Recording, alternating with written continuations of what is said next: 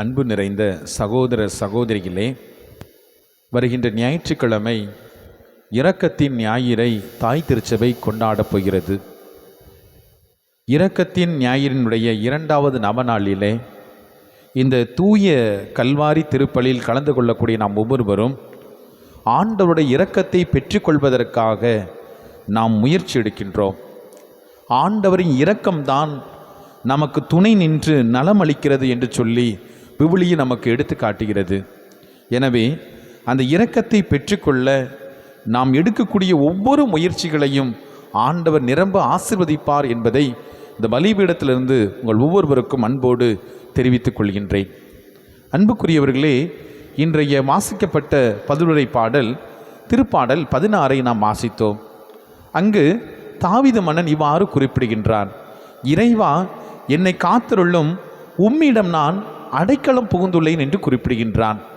இந்த வாழ்க்கையிலே நாம் தாவீது மன்னனைப் போல பலவிதமான துன்பங்களை, துயரங்களை, வேதனைகளை சந்தித்து கொண்டிருக்கின்றோம்.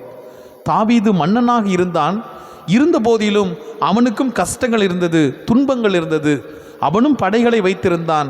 ஆனால் அவன் யாரையும் நம்பவில்லை, மாறாக கடவுளை மட்டுமே அவன் நம்பியிருந்தான். எனவே தான் அவனால் சொல்ல முடிகிறது, ஆண்டவரிடம் நான் அடைக்கலம் புகுந்தேன், அவர் என்னை காத்தருட்டார் என்று சொல்லி. பிரியமான சகோதர சகோதரிகளே, எனவே தான் இன்றைய முதல் வாசகத்தில் கூட புனித பேதுரு சொல்கின்றார், இதோ ஆண்டவர் என் மனக்கண் முன் வைத்துள்ளேன், அவர் என் வலப்பக்கத்தில் உள்ளார், நான் அசைவுறேன் என்று சொல்லப்படுகிறது. ஆண்டவரை நாம் எப்போதும் மனக்கண் முன் நிறுத்துகின்ற பொழுது நம்முடைய குடும்பம் ஆசீர்வதிக்கப்படுகிறது.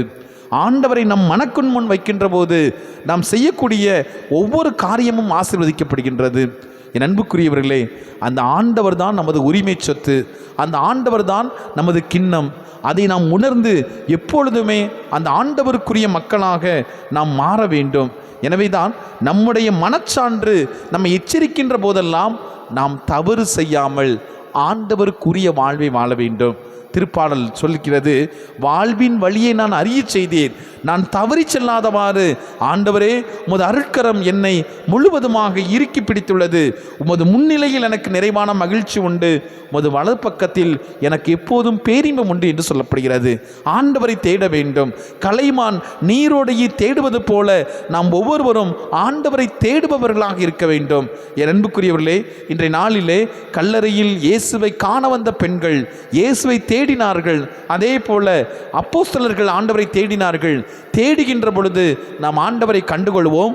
அந்த ஆண்டவர் நமக்கு நிறைவான ஆசீர்வாதத்தை கொடுப்பார். பயந்து போனவர்கள் தான், ஆனால் இயேசுவை கண்டவுடன் சமாதானத்தை பெற்றுக்கொண்டார்கள், அச்சம் நீங்கி தைரியத்தை பெற்றுக்கொண்டார்கள். அந்த தைரியத்தை தான் இன்றைய முதல் வாசகம் பதிவு செய்கிறது.